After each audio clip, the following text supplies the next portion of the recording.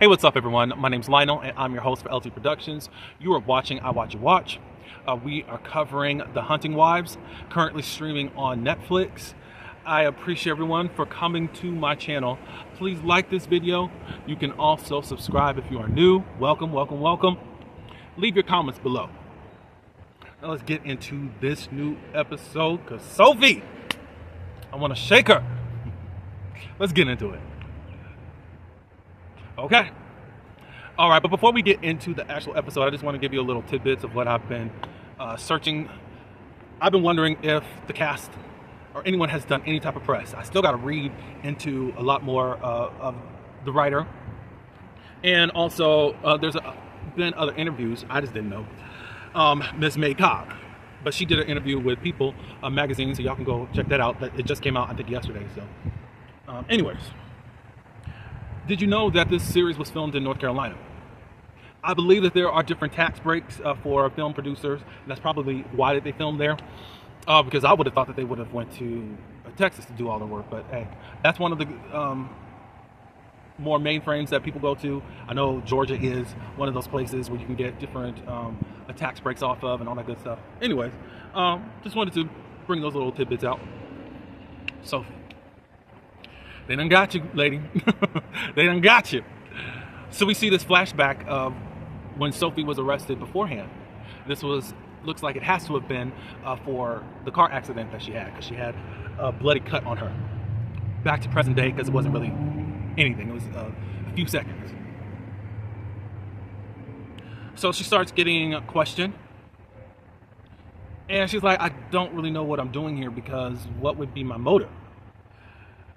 And Detective Flynn, or Deputy Flynn, whatever his title is, ended up saying, well, you know, you did murder someone back in Boston. And he's trying to lead this Sophie into saying more and all this stuff. Well, you know, that was an accident, and this could have been an accident. Sophie says, I'm not saying anything else until I have a lawyer. So the lawyer comes in, and he's not about anything.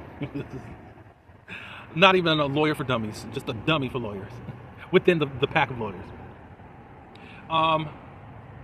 Basically, the lawyer says we're done here, and they get up and go. Before walking completely out, Deputy Flynn ended up saying, you know, you're either covering up for somebody or you are in serious trouble. Meaning, it seems like, I know you're probably not the person, but it looks like you're lying for someone, and you just need to come forward with what's happening. So the other ladies, Callie Monet, and I think the other name is Taylor, are getting Botox right in the midst of somebody being murdered. And they hate that Margot isn't there with them, blah, blah, blah, blah. They start talking about Sophie. Well, you know that she was a little bit weird, you know. Monet was like, something was always off about her. And Callie was like, well, she did kill someone, da-da-da-da-da, and in Boston. And Callie was just like, you know, all I know, whatever she had going on up there, justice will prevail, and the guilty will pay for their crimes. Ooh, if that's not some Nancy Grace type of, or what is her name, Jeannie P, whatever. I was like, ooh, okay, justice prevail. But we're gonna learn some stuff about you in a couple episodes, Callie, and it looks like some justice need to be on your tail. Sophie gets home, and she chews out Graham. Like, why didn't you come down to the station? And then he says, I'm going to bring the baby down with me, with Jack. You couldn't get a babysitter, sir? You just allowed this woman to be out there exposed, even though you were exposed, because you have no clue what's been going on in Susan's life. In Sophie's life. So Sophie begins to explain herself, but she's trying to do it in a manipulative way to try to put the blame on Graham as to why she's even in this predicament. She said, well, you wanted me to have fun. You wanted me to get back to being the old Sophie. And I try to fit in with Margot and the other wives for you. And he said, that's not fair. And I have to agree with him on that. Now, I didn't agree in regards to Graham not coming to see about his wife. I think that was just totally not cool whatsoever. So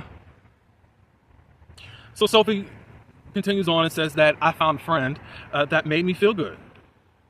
And I took it too far. And he said, how far did you take it? She bought a handgun. She felt pressured to fit in with these folks, and she bought it. And he asked, you know, did you bring this gun into the house? So because he was like, well, just 2 weeks ago or whatever, you were just scared to go to an NRA function, and now you're buying guns and da da da da da. What else have you been lying to me about? Nothing. And then she says, well, I've taken the BMW out a couple of times. And you were drinking? She said, no, I wasn't drinking, da da da da da. So that night that I was not here, I did drink and I blacked out. Graham just says, you look. Well, she says that I effed up. And Graham says, yes, you did, and you need to fix this. We see Pastor Pete. Pastor Pete is scrolling down, I guess, Instagram, and sees the girl that was singing. That's Abby's friend. And to me, it feels like it's just another target for Pastor Pete to go around. So we got to see what's up with this and see what is the fruit of it. Brad goes and visits with Jamie. Jamie's got this attitude because he hates that Abby is gone. Brad says, you know, we got to square up on what you will say to the cops. They already talked to me, da da da da da. And then Jamie says, you know, I'm not lying for you. Someone needs to give a ish about Abby. And Brad was like, well, she was my girlfriend. And then Jamie said, well, now you got the MILF and your cheer squad. I said, Lord. Oh. And then when you move to Baylor, you have new cat, he said something else. He said Uzi, to swim in. And then Brad starts getting mad. And then Jamie says, did you kill her? You treated her like ish. And then Brad says, you were just jealous because you didn't get my sloppy seconds. And then all of a sudden they start tussling. I said, wow, wow, wow. Ooh, the gloves are off. Some lady who was walking by saying, is everything okay? And then they finally just stop fighting each other. So Star is at the church. She's talking with someone, I think the church assistant or whatever. They're in close communication with the funeral director.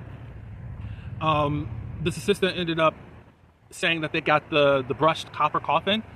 And she said, wait a minute, I didn't order that because I can't afford it. And then they said it was paid by, we find out it was paid by Jill and Pastor Clint. So then she goes over there and Star does over to Jill's home, and she really basically cusses out Jill for this. Don't do this. Don't try to buy me or whatever. Da, da, da, da, da. What you need to be worried about is your rotten son. And then Jill was like, he didn't do anything wrong. And look, Jill had a warning for this girl. She said, you watch what happens if you F around and make me come back here. You watch.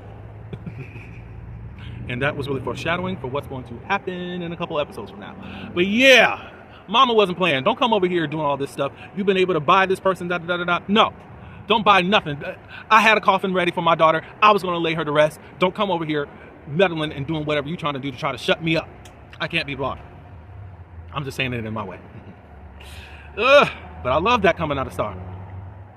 Sophie ends up calling Marlo, but she's not answering. Or Margot. So then she goes to the bank's home, and Jayi answers the door. And basically she's saying that they're not there. She said, well, both of their cars are here. They got to be here. Jed finally comes out and is brushing her off, saying, you know, you put us in a bad place, a bad position, and you just got to let the process play out. And he shuts the door on her and just has nothing to do with her. So she tries to communicate with the other ladies, and she finds out that all of them have blocked her. And then she said to herself, F you, F you, F you, F you, F you to all of you. You blocked me and all this stuff. I said, there we go. There we go. We needed this to come out of you because you were really sinking in this whole Maplebrook mess.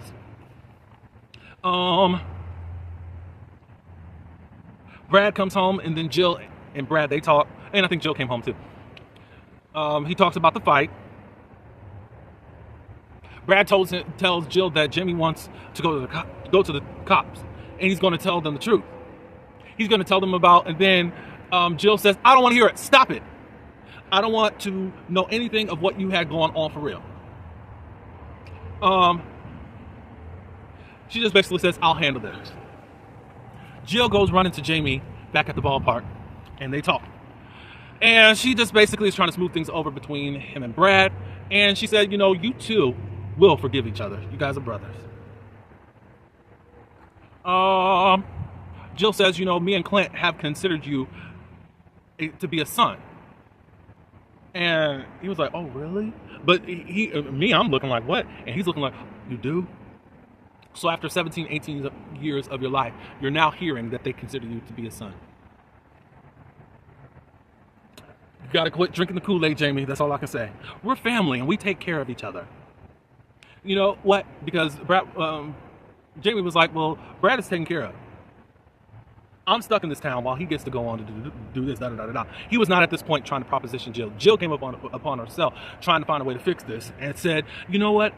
I think what you need to do is to apply to the fellowship program. And you can attend this Christian university, and it'll be the scholarship money that can actually get you onto this university. And he was like, really? He just beamed up like Charlie in the chocolate factory getting his golden ticket. I said, Jamie, you done fell for the okadoke. But you're 18 years old. I kind of get it. So she said that we're going to have to keep it in the family type of scholarship that I have for you, meaning keep it quiet. So there is no real program. It's just a way to buy him off. But she's naming it like that, and it's going over his head. Margot goes to the station, and she talks about her day and all that good stuff. We already know it. Meeting up with the girls, doing some hunting, da-da-da-da-da. And that was that.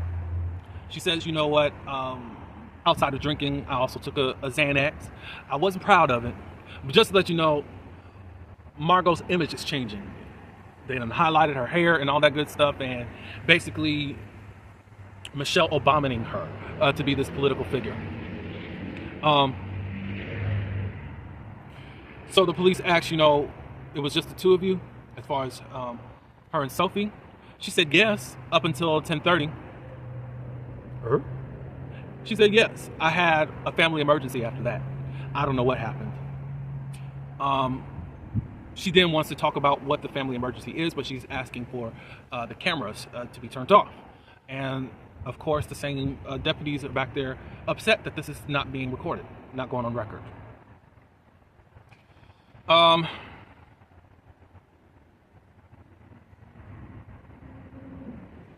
I think the guy did. The guy Flynn, he goes over to Salazar, and says, hey, I need your help in this whole Sophie case. He's not really saying anything, but Salazar figured it out, and he had to acknowledge that.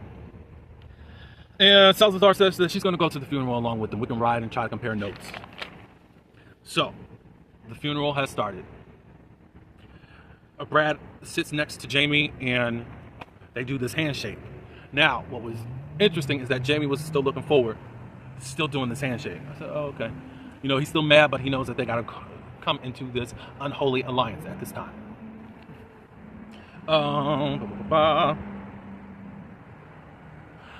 The funeral starts. Sophie shows up. And everybody's looking like, oh my God, what is she doing here? Callie and Monet, they get up and basically tell her, not here. You got to go. She's like, I need to speak with Margot. No, not here. Da, da, da, da, da. So Sophie ended up leaving. And you know what? I feel like Sophie should have stayed. And we just told them, F you.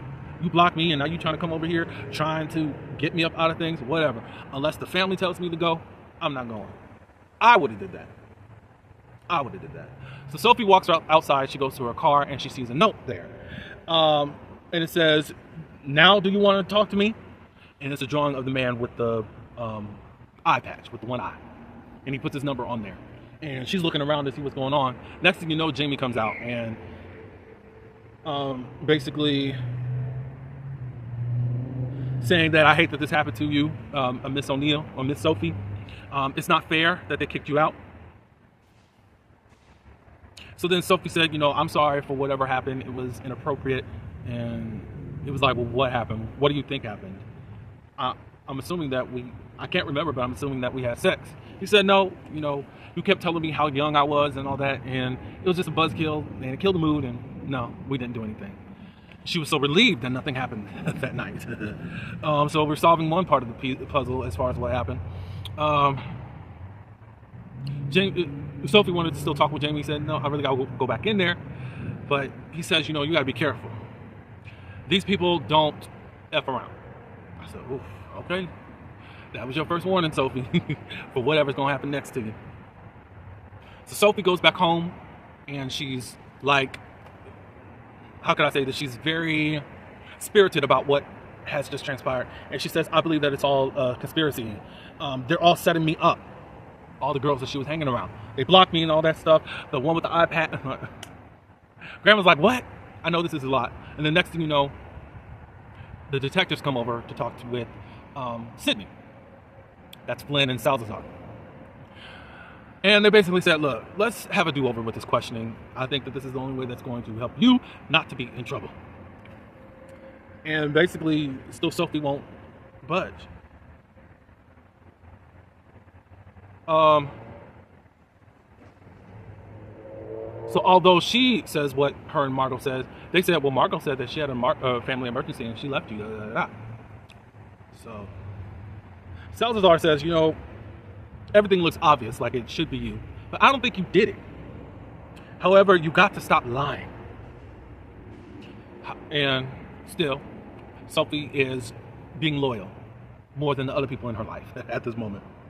So Salazar gives Sophie her card and says, you know, hopefully you call me if you have anything else to tell me. Graham said, you know, before you really sounded, what did he say? Another word for crazy. I was like, okay. But now you're just really talking really crazy. And he just says, you know, you brought a gun up in here and around a child. You didn't know what to really do with it. I don't really feel comfortable with you being here. And he kicks her out. I was like, wow. It's like, in a way, I understand how Graham feels. But it's like, it's still your wife. And you really think that she's capable of this?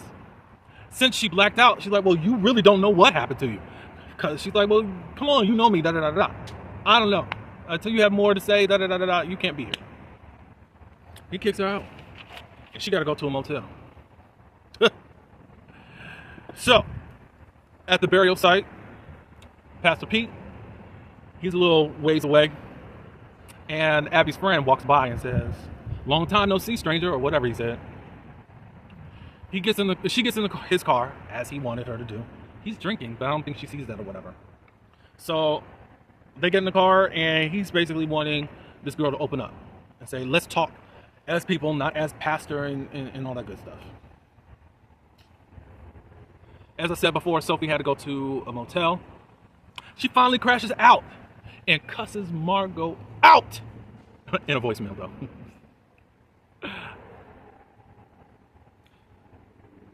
Yeah, so she goes off, I thought, finally, you done wised up to these jokers. But it took them to do something to you in order for you to see the light on these heifers. Callie, Johnny, and Margot and Jeb, they meet up. They start talking about Sophie and all that. Like, do y'all really believe that she could have done this? Look, she done already committed murder before. And being the elitist Eastern person that she was, she got away with it. But not down here in Texas, we got justice. So I think this time, justice will be served. Margot ends up playing the voicemail, part of the voicemail, to Johnny and to Jeb that's there, you know. Basically, really being disloyal, while this fool, Sophie, was so loyal. I thought that was just so crazy. So then, later that night, Sophie can't really sleep. She's at the hotel. She gets this call, and it's Sienna Coulson. This is Jeb's ex-wife. She says, you know, people think you did it as far as this whole Abby situation because somebody wants it to look that way. And she said, well, you know who? Yes. Margot. Margot is a snake. How do I know? It's because I am a cunt and a snake. Cunt is equivalent to being a bee. Just to let you know that. So somehow it got onto whom I need to be really worried about. And she said, who you need to be worried about is her crackhead brother, Kyle. He made me sign this shitty divorce settlement. I said, Lord Jesus, what in the world? And then Sophie asked, you know, where can I find him? Sienna gives her the information. She goes and visits him at the trailer. She knocks on the door, and this dude busts out of his door. Who sent you? With the gun. He's naked. You can see his beginning to the ending. And then he pulls her inside, and that was the end of the episode. I said, oh. The plot is thickening. and it looks like the wool is coming from out of Miss Sophie's eyes, and now people are letting her in on what's happening. Can't wait to get into episode 6. I owe you that for today. That is coming. But I do appreciate everyone for coming. Tell me your thoughts of what you think. Do you have any predictions? Because we got 6, 7, and 8, and a lot does happen, and that could happen if you have not watched it as of yet. So tell me your predictions. Tell me what you think of this series thus far. All right, that's all I have. Like, subscribe. Until the next one, peace.